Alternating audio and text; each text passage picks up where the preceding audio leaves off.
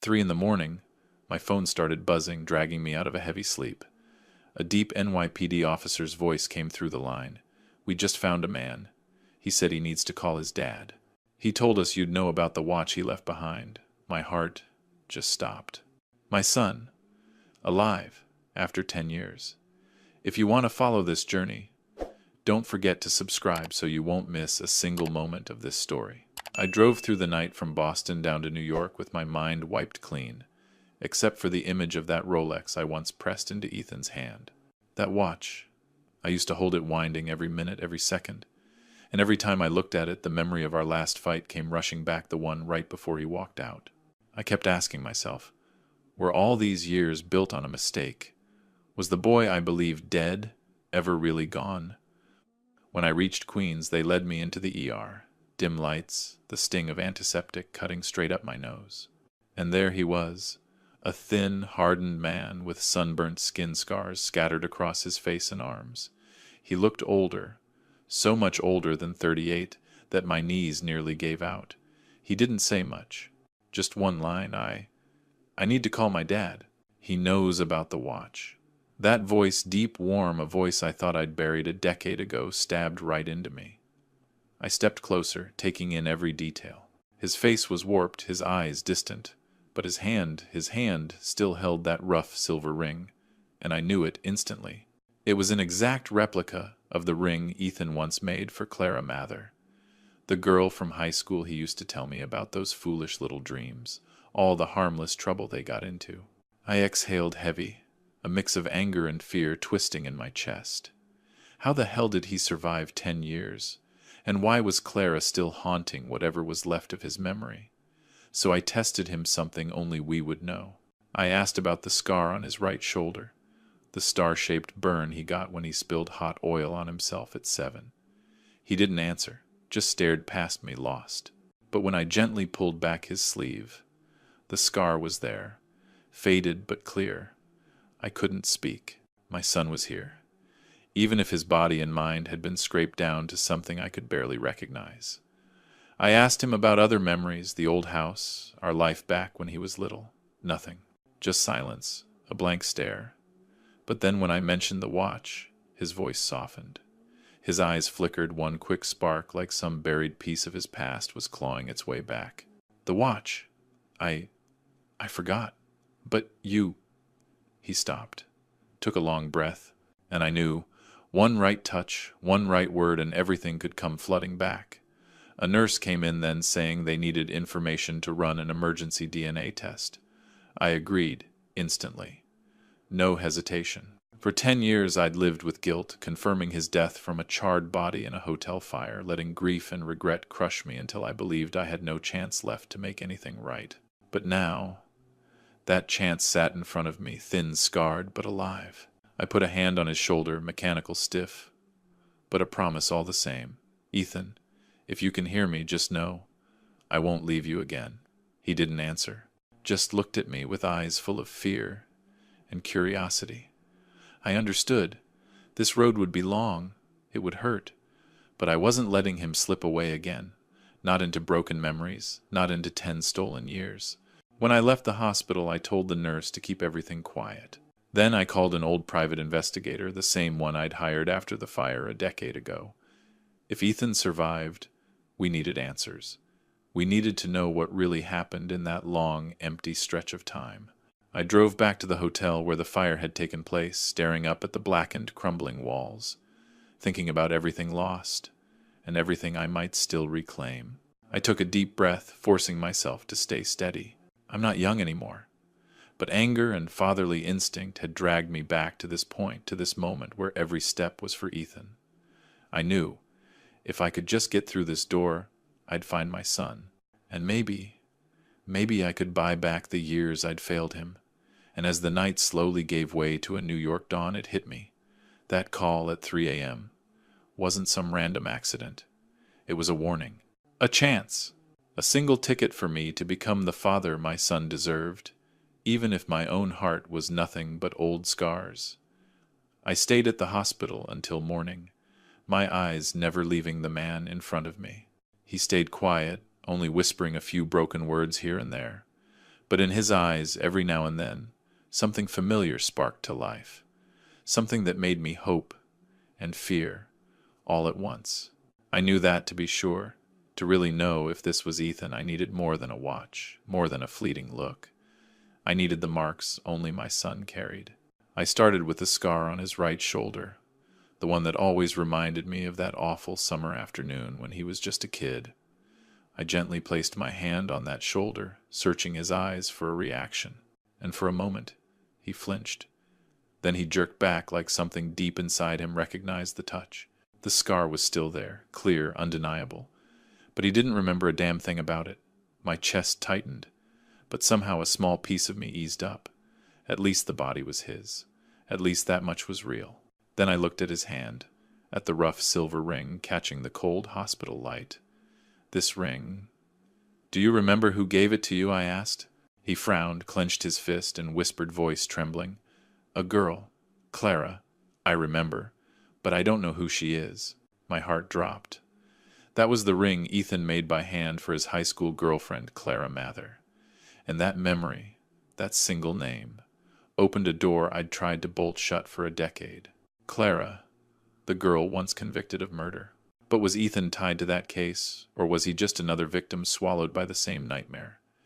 I held back every ounce of emotion, knowing one wrong move might push him deeper into fear. I asked about the old house, about our walks around Boston in the evenings.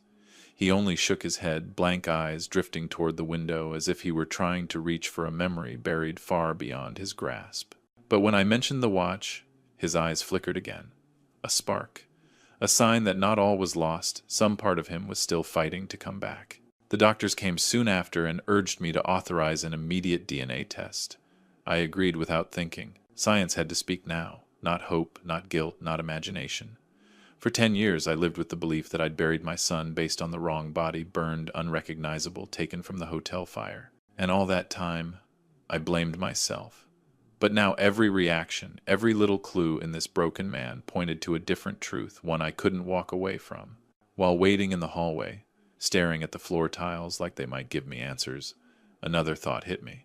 More than proving who he was, I needed to understand what he'd lived through. He'd lost his memory. But why? The fire.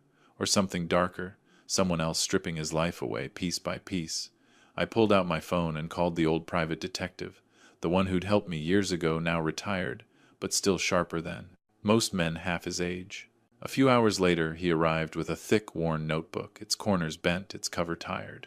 He flipped through the pages, showing me notes about a hidden network, a shadow organization that snatched up homeless people and amnesiacs, forcing them to work in ghost factories around the edges of New York.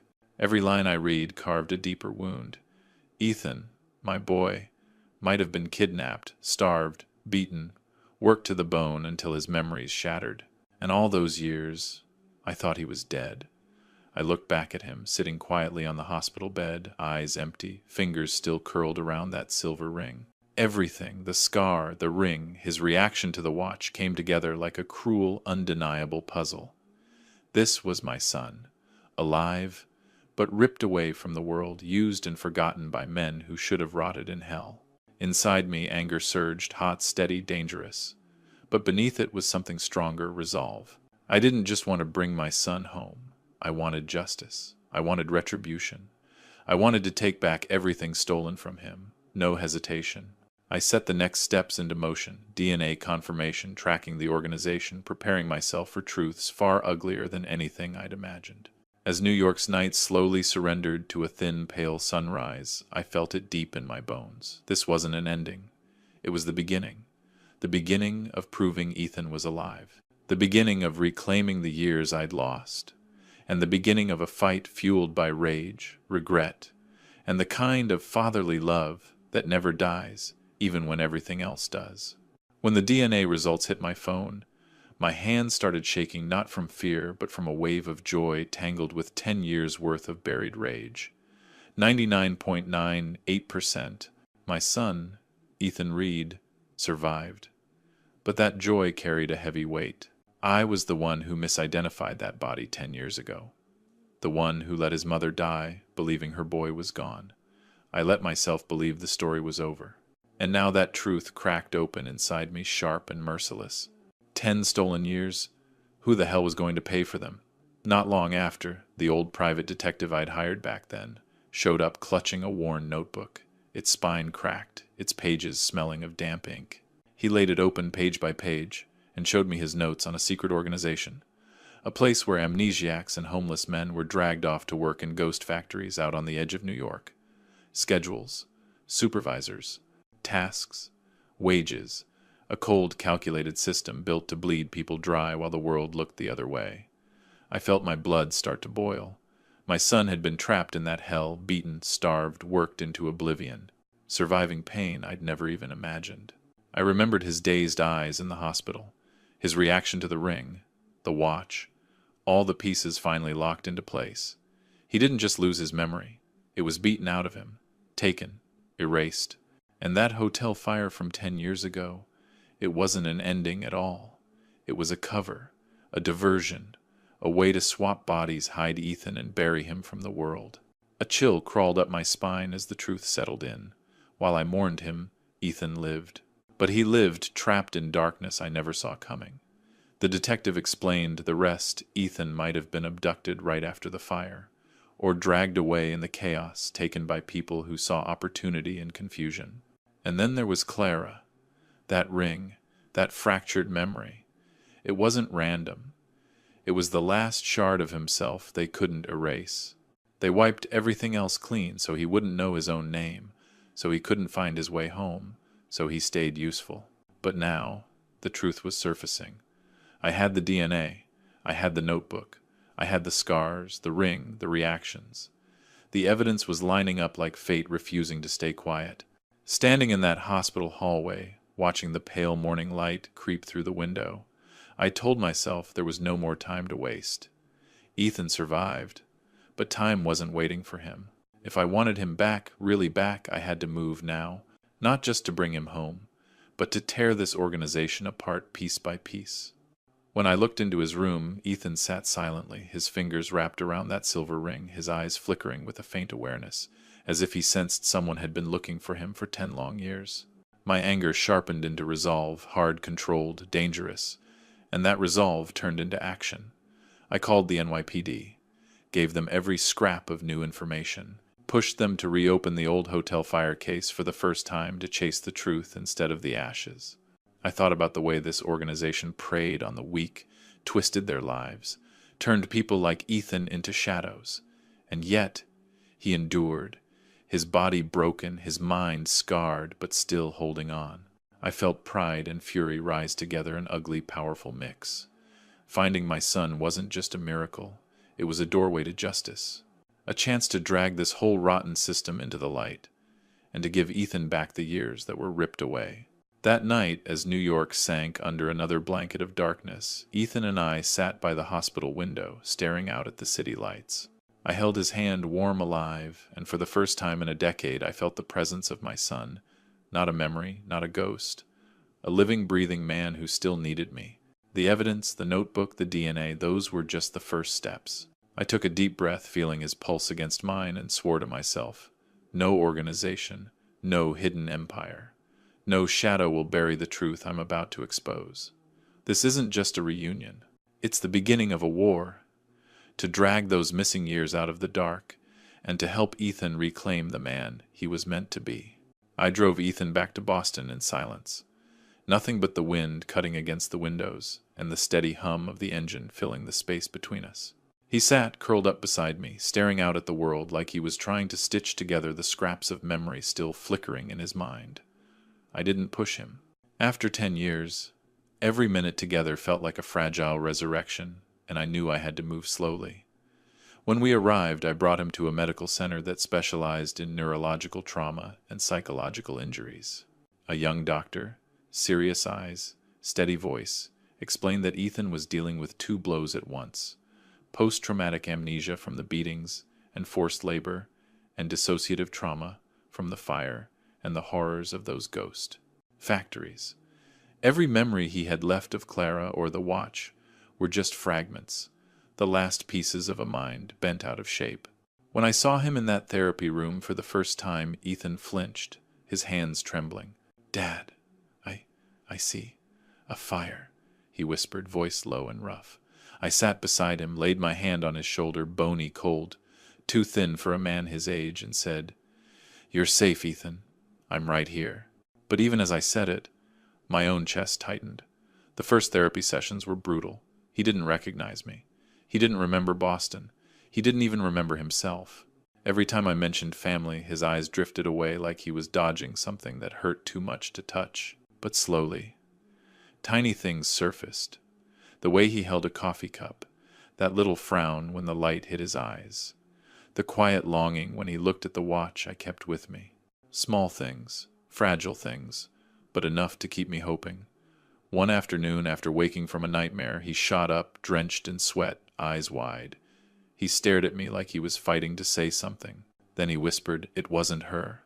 I saw him. Fear, confusion, and something else, something important flashed across his face. And I knew a piece of the hotel fire was breaking through. Not Clara. Someone else. Someone tied to that damn organization. I tightened my grip on his hand and told myself. The truth was finally clawing its way back, and I wasn't letting it slip again. In the days that followed, I watched Ethan begin to open up, bit by bit. He started recalling small moments running through the park as a kid, laughing, arguing with me about stupid things. Each memory was a tile, slowly rebuilding a map of a mind that had been shattered. I learned to be patient, to listen to the silence, to be the father I failed to be 10 years ago. One afternoon, as we sat together in the living room, Ethan suddenly asked Dad, "Do you blame yourself for letting me walk out after that fight?" The question hit like a fist to the ribs. Every regret, every damn year of guilt came flooding back. I was wrong, Ethan. I've never forgiven myself for that," I said, my voice rough, unsteady. He looked at me, clear eyes, steady, and placed his hand on my shoulder. "Dad, I'm home. You went through hell to find me. You're forgiven." In that moment, I understood something. Finding Ethan wasn't just about bringing him back into my life. It was about giving him back to himself, piece by fragile piece, and giving me a chance to repair the mistakes of a father who let anger and pride tear everything apart. Every session, every conversation, every memory recovered. It all pulled us closer, washing away the distance that time and pain had carved between us. That old watch now held between our hands was no longer just a gift. It was a symbol of lost years, old wounds, and new hope. We looked at it together, not to mourn what was gone, but to remind ourselves that no matter how much fades, the bond between father and son never fully disappears. And when the Boston night finally fell, I knew this journey was only beginning. Ethan still had a long road ahead, healing, facing the truth of those missing years, but this time I wasn't letting him walk it alone. We were given a second chance.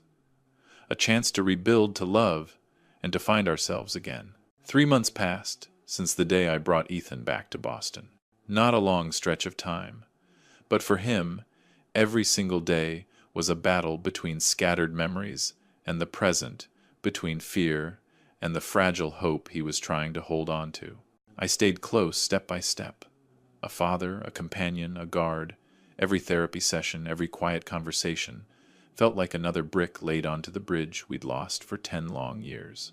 Ethan started relearning the ordinary things, eating on his own, walking without hesitation, noticing the world around him, even laughing again. But what moved me most wasn't any of that. It was the moment he realized he could trust the man who once let him slip away. One morning as we sat in the park, he suddenly asked Dad, "Do you remember when we used to fight over the model boat?" I looked at him and let a slow smile crawl up. "I remember, and I'm still mad you ruined that damn sail." Ethan laughed, his first real laugh in 10 years. Warm, full, alive. I understood then. Making a fresh start wasn't just about healing the body or retrieving memories. It was about rebuilding trust, rebuilding connection, filling in the empty spaces that pain had carved out. We started doing small things together, shopping for groceries, fixing breakfast, even repairing that old Rolex I gave him before he walked out. Tiny details. But each one pulled us closer. One day, Ethan looked at me with a seriousness I hadn't seen before. His voice trembled. "Dad, do you think I can start over? Do you think I can live without being afraid of my own memories?" I put my hand on his shoulder, felt its warmth, felt his heartbeat. You can, Ethan, and I'm here. I'm not leaving again, I said, my voice low steady. In that moment, I realized being a father wasn't just about teaching or protecting. It was about walking through the darkness with your child side by side, no matter what the road looks like. Eventually, Ethan found work at the Boston Maritime Museum, a place where his love for history and discovery could breathe again. I watched him there, saw his eyes light up, saw him smile while sharing stories and artifacts with his coworkers. For the first time in 10 years, I saw my son not just surviving, but coming back to life, reclaiming the pieces that organization tried to erase. But the most important part wasn't the job or the memories. It was forgiveness. One late afternoon, Ethan took my hand, eyes glistening. Dad, I'm home. I forgive you for everything. I know you tried to find me, even if it was too late. Every word cut through the guilt I'd carried for a decade. You forgave me, and I forgive myself, I whispered back, voice shaky but freed. We looked at the old watch again, once just a timepiece, now a symbol of years lost, and somehow restored. It wasn't about marking hours anymore. It was about patience, endurance, and the stubborn faith between a father and son. I realized then, even though 10 years had slipped away, we still had a second chance to love, to protect, to live fully beside each other. And when night fell over Boston, Ethan and I sat by the window city lights, reflecting in his eyes. That moment, I finally understood that being a father wasn't about authority or burden. It was patience. It was listening. It was forgiveness. And walking side by side through whatever life had broken. Ethan squeezed my hand a little tighter, as if telling me those lost years didn't matter anymore. We had found each other again. We had healed the scars, and for the first time in 10 years, I felt like I was truly his father. Our story isn't just about reunion. It's a journey of forgiveness, of hope, of faith that refuses to die. And I know, no matter what darkness returns, we'll face it together, looking at that old watch that reminds us a father's love can outlast anything. Time, loss, pain, and this time, we're not losing each other again. Thank you all for following our story full of emotions until the very end. If you want to continue joining us on thrilling, moving journeys, please subscribe to the channel and turn on the notification bell so you won't miss any story. Your support is the motivation for us to keep sharing authentic, captivating, and emotionally rich stories.